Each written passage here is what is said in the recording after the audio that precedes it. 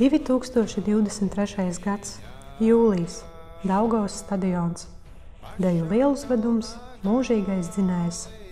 Gribas atkārtot koncertā dzirdēto. Kas tas ir par spēku, kas visus šos cilvēkus liek mācīties dejas, šūdināt tērpus? Mūžīgais dzinējs, jā. Arī no mūsu Gulbenes novada piedalījās 15 tautisko deju kolektīvi. Ja paskatās vēl pirms tam, Gulbenes vārds deju stāstā izskanējis ļoti daudz. Nepavelti, jo mums vienmēr ir bijuši talantīgi deju pedagogi. Kārlis Vaņs, deju horeogrāfs, 1985. gada Latvijas vispārējo deju svētku virsvadītāja asistents. Tad kopā ar Ilventu tautas deju ansambļa Madara vadītāji, vēlāk deju kopas Ratiņš vadītāji. Tāpat arī ilgadējās deju kolektīvu vadītājas Gulbenes novadā Dainuvīta Putniņa, Zaiga Mangusa un Edīte Ķikuste. Šajā raidījumā tuvāk ieskatīsimies Edītes vadīto kolektīvu fenomenā. Visi viņas kolektīvi ir ļoti augsti novērtēti. Par to vislabāk pratīs pastāstīt viņas meita Gundega, kurai ir bijusī Rūsiņa un Zelta Rūsiņa dejotāja. Šobrīd Gundega ir Gulbenes novada kultūras centra, vidējās paaudzes, tautisko deju kolektīva Apenītis vadītāja. Iesim pie viņas ciemos. Jāsaka godīgi, šo sarunu mēs gaidījām ļoti ilgi, jo Gundega, man liekas, tu esi tava personība ir ļoti enerģiska, dinamiska, jaudīga, ka tev piestāv pavasaris, tev piestāv plus 20 grādi. Vasara vēl vairāk, jā? Nu jā, bet esam drusciņi uztrāpījuši uz vasaras notīm. Tev piekrīt, jā, bet es esmu izteikts vasaras cilvēks. Absolūts vasaras cilvēks. Tu varbūt esi arī vasarā dzimusi? Nē, es esmu dzimusi ziemā, riktīgi ziemas tādā pašā vidū, tas ir janvāris, bet būtība ir pilnīgi pretēja. Es esmu izteikti, man patīk siltums un galīgi ne augstums un tāds sals. Tā kā jā, es esmu vasara. Jā, jo es drusciņi arī tavus dejotājus, tiešām putni dzied ļoti skaļi, tavus dejotājus izjautājusi un prasījusi, kā viņi tevi raksturotu. Un tieši par to man ļoti patika vienas meitenes teikums, ka skatoties uz tevi šobrīd, kā tu vadi kolektīvu, var ieraudzīt tavu mammu Edīti.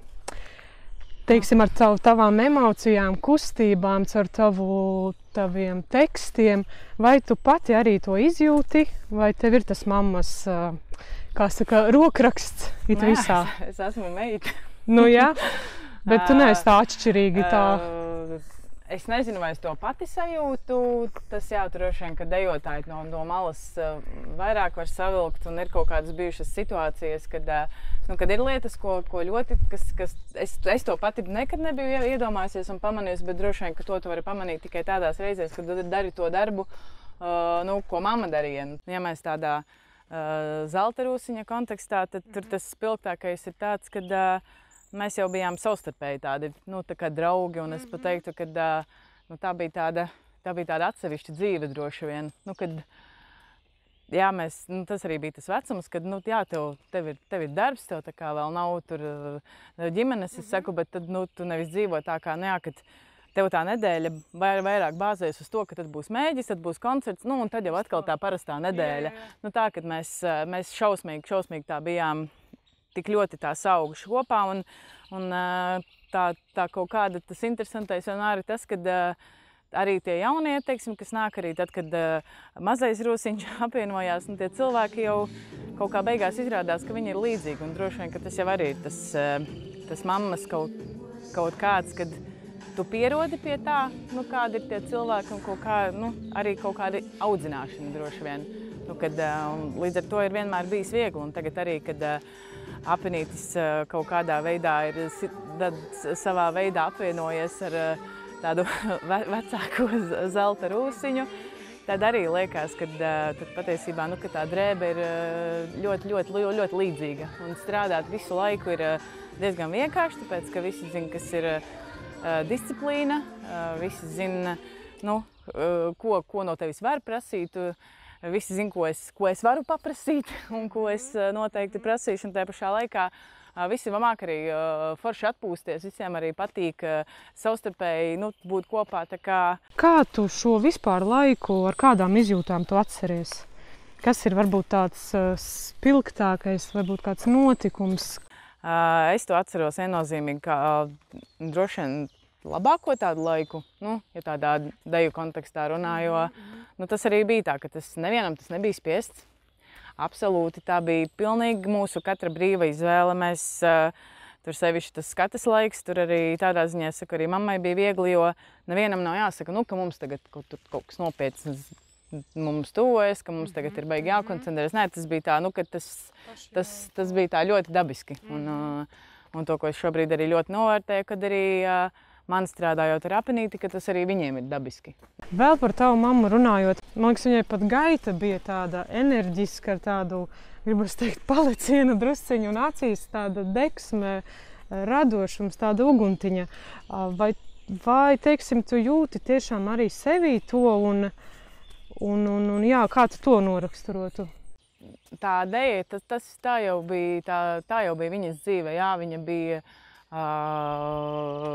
latviešu valodas literatūras skolotāja un ilgus gadus tas ir tas tavs pamatdarbs, bet tā deja, tas jau viņai gāja cauri no jaunības, tiešām no ļoti, ļoti tālas jaunības līdz tā bija viņa. Viņa bez dejas tur droši vien, kad ja teiktu, kas būtu viņas pirmais vārds, tad jā, tā būtu droši vien, ka deja. Lai dejotu, Paidītes laiku runājot, dejotu viņas kolektīvā, kādam ir jābūt dejotājam, jo tur kurš katrs tā kā īsti nav un nevar, manuprāt. Nebija tā, varēja dejot jebkurš. Beigās, nebija mums tāda, es vismaz neatceros, ka mēs būtu baigi sludinājuši kādreiz, ka būs uzņemšana. Kā es vienmēr saku, ja kāds prasa, piemēram, ar ko es ļoti atšķiros no mammas, tad, mamma varēja iet pa ielu, vienkārši, man liekas, tu esi dejojis. Nāc, jā. Tāds, un pat ja tu neesi dejojis tajā brīdī, ko tu tagad dari, ej, vai, tas bija tāds, jā, es atceros, tad viņa aptiekās varēja, pilnīgi, jebkur, kur viņa gāja, viņa vienkārši, tu ej, tu visu laiku meklē to dejotāju, tu potenciālo dejotāju, tad es tā vairāk, tas noteikti nav mans, bet, jā, atgriežoties vai tur bija atlases, es nezinu, mums nebija, bet pa lielam jau, tu varēji dejoja tie, kas palika. Tas, kas ir droši vien, kad tie, kas arī palika, tie bija tie, kuri, piemēram, jaunam dejotājam nereti, protams, ka tu nāc dejot un tu katram ir mērķis droši vien dejot kādu deju koncertā vai kaut kas tāds, bet tā, kad tu esi jauns dejotājs, tad nereti ir tā, ka tev ir jāpierod, jāiedejojas, teiksim, lai tu varētu, iemācīties dejas, tev vienkārši ir jāpiešaujas tam kolektīvam. Un tad nereti tas laiks kādam ir ilgāks, un varbūt tas arī ir tas iemesls, kāpēc kāds vienkārši atmeta roku. Tas drīzāk es teiktu, ka ja kāds nav dejojis, tad drīzāk tas ir daļa tāda personiska, ka tu varbūt vai neesi gatavs tik daudz varbūt vai strādāt, vai vienkārši tās intereses nav. Un kaut kas nesaliekās ar pārējiem. Bet zini, tad, kad mēs aizgājām uz jūsu deju mēģinājumu, es gribētu teikt, tagad par Apinīti, šobrīd, teiksim, par Apinīti. Jā, es uzskatu, fiziski ļoti spēcīgiem ir jābūt. Tur ir jābūt fiziskai sagatavotībai to visu. Tā kā es uzskatu, tādiem sportiskiem cilvēkiem ir jābūt. Sezonas sākumā tā fiziskā sagatavotība droši vien, kad nav nekāda, arī tas ir visiem. Bet, jā, jūs bijāt mēģinājumā jau tādā sezonas idolā. Bet jums ģimenē jūs visi dejojat? Izņemot tētis. Bet brāļi un tu? Droši vien, ka tādā nogrieznī, tad mēs ar vecāko brāli tādi esam visilgākie dejotāji.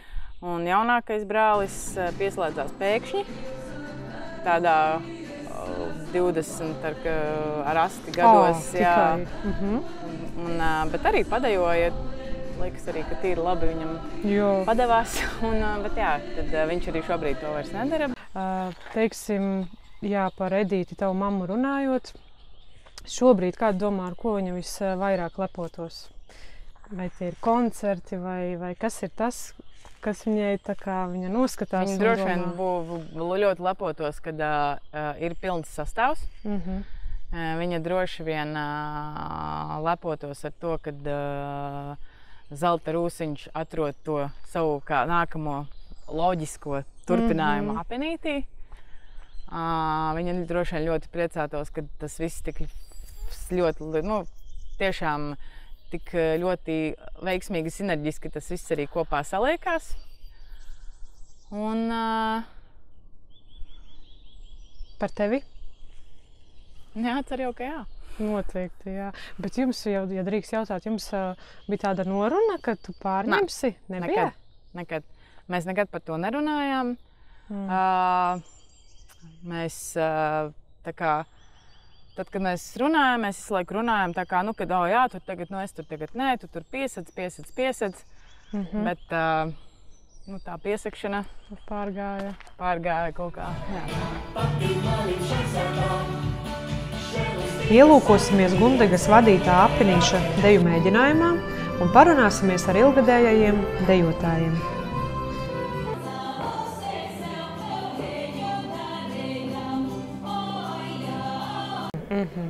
Un kā tu vispār atceries šo, tieši runāt par Rūsiņu, par tiem pirmsākumiem šo laiku, ar Edīti saistīto laiku? Jā, tie bija ļoti labi gadi. Mēs arī visu kaut kur izbraukājām ārzemes un tāpat arī deju svētki.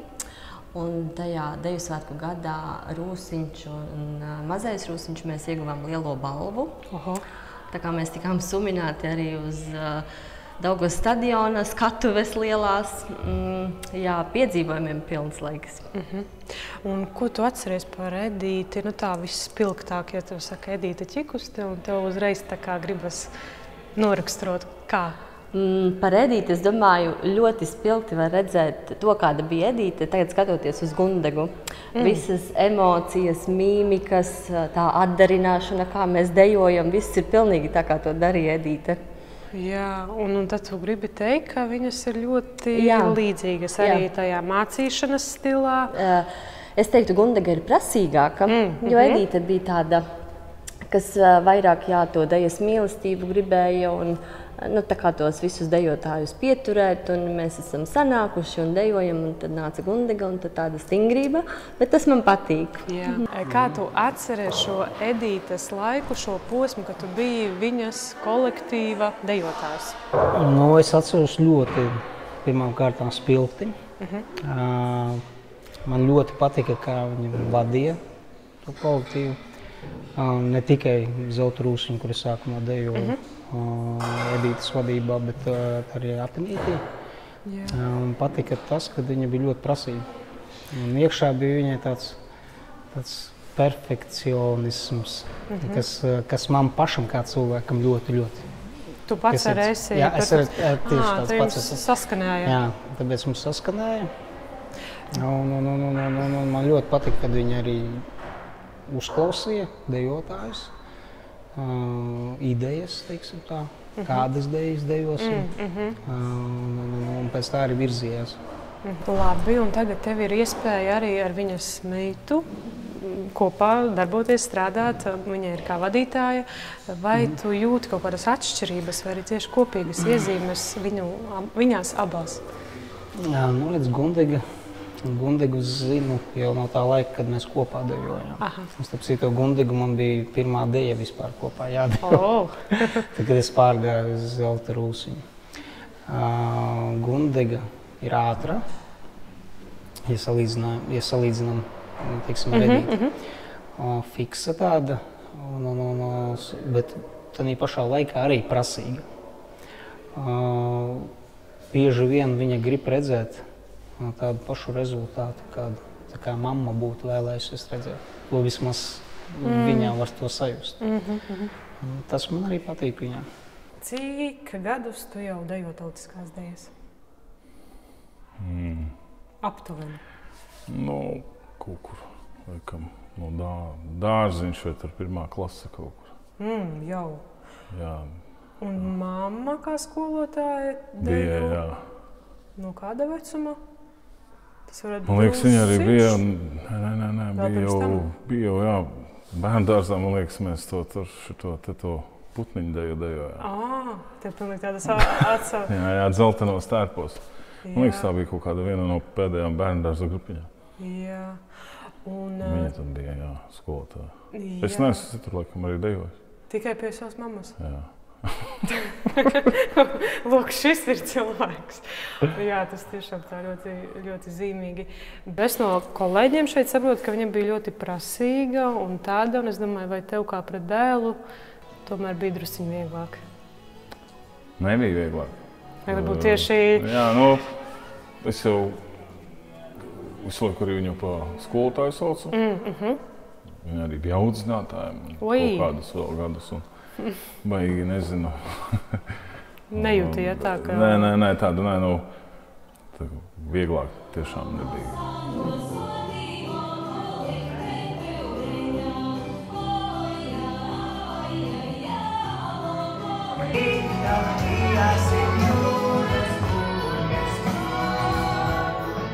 Jā, izstāst man lūdzu par deju. Viņi dejoja vienu vasaru, šo stāstu, un kā tu līdz viņai nonāci? Viņi dejoja vienu vasaru. Tā bija mammas, gribētos viennozīmīgi teikt, ka mīļākā dziesma. Tādā tandemā arī uz zelta rūsiņa uztaisījām. Un tad, kad mamma aizgāja, tad tā doma bija, ka es viņu pārtaisīšu, bet es viņu pārtaisīšu, protams, ka netika varbūt akrobātiskā versijā, kā bija zelta rūsiņam. Un tad es viņu uzliku apenītim.